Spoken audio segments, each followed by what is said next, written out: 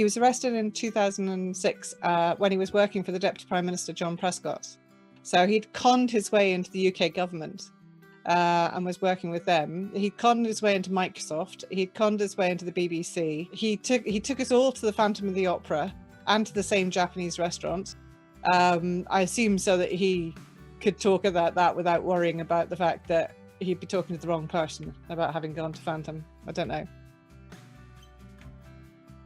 Looking back, were there red flags even earlier that you didn't notice or interpret correctly?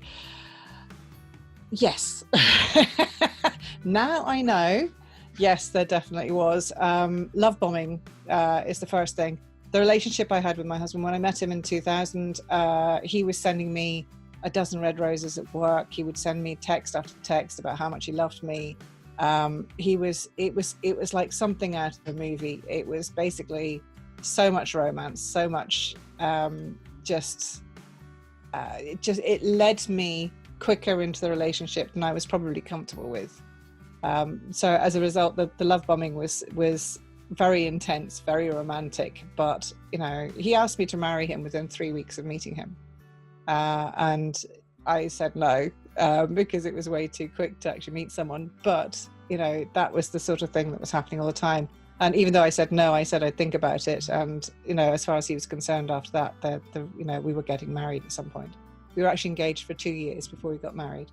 But 3 weeks in is a bit early to ask someone to marry you. Other red flags that he had, he would regularly disappear, and he would change his phones, and his work as such, he was always away. He was working in IT.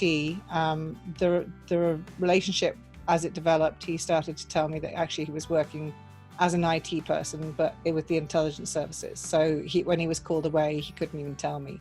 But after I was included in that aspect of his story, other people would phone me and say he'd been called away. His colleagues, there was various proof that he showed me that he was working in intelligence services.